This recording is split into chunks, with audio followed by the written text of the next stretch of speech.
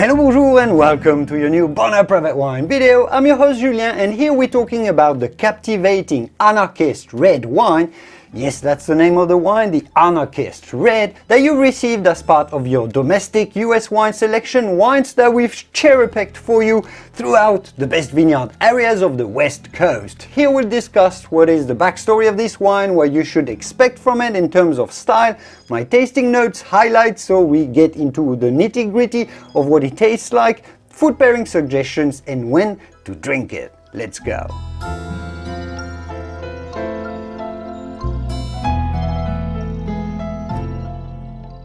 This is how the Anarchist Wine Company introduces itself. Quote, "We're not talking hoodie wearing, molotov cocktail throwing anarchists. The Anarchist Wine Co is a nod to those with the foresight to observe the situation, the mindfulness to ask the question, the courage to take action and forge the outcome. These are the anarchists that we honor, and our wines walk a similar path. Blending varietals not usually made together in traditional wine landscape." Quite an interesting introduction and intriguing, isn't it? So the grapes for this wine were sourced from the Dry Creek Valley AVA up in Sonoma County in Northern California, just to the northwest of Healdsburg if you know this area. It's considered one of the best terroirs in California for the Zinfandel grape variety in particular, but it's also particularly suitable for the Syrah grape that we talked about not so long ago in one of our video series. The climate here is influenced by the Pacific Ocean to the west and San Francisco Bay to the south, although the surrounding mountains in that Dry Creek or around that Dry Creek Valley isolates it quite a bit. Warm days protected from cool coastal breezes by the mountains are tempered by afternoon southerlies that bring Sonoma's famous fog into the valley from the San Francisco Bay. So a warm climate but not too warm area of Sonoma.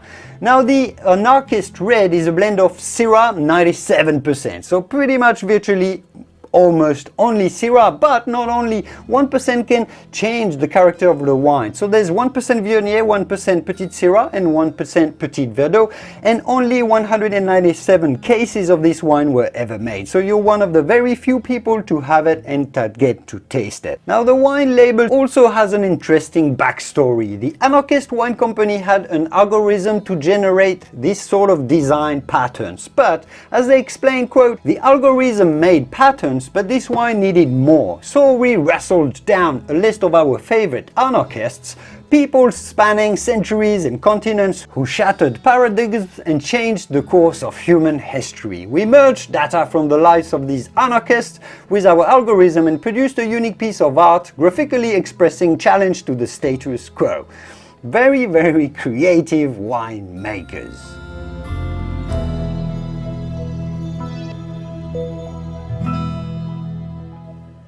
What I really enjoy in this wine is that the nose is really fruity, really captivating with those delicate notes of juicy dark red cherry that do work like fireworks all together with bursts of vanilla, dark cocoa and a lifted chili-like spiciness. It smells like black pepper a little, which is very, very typical of the Syrah grape. But let's get tasting it. This is a dry but tannic red with a very distinctive velvety texture. Tannins are soft, but they provide a bit of a granular sensation to the palate. It's literally bursting with huge flavors of blackberry jam and cherry liqueur, because it's quite generous and warming as well. But it's got delicate tones of orange peel, a bit of cinnamon here, and all of this adds a deepening dimension to the tasting experience. It's fruity, but it's deep, so it combines the rich, jammy berry fruit characters to the more savory feel of a herbal liqueur, for example, if you see what I mean. So you can definitely sense the generous warm climate of the Dry Creek terroir up in Sonoma, but also the herbal freshness of the oceanic influences.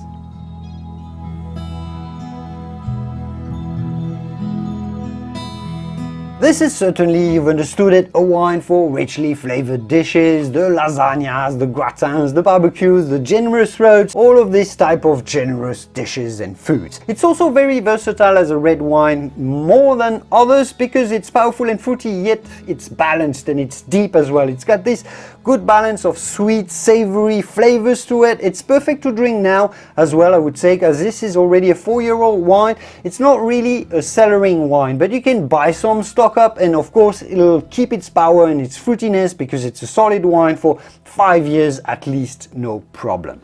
Enjoy this beautiful Syrah dominant wine, and I will see you soon with more videos for the Bonjour Private Wine Partnership. Cheers!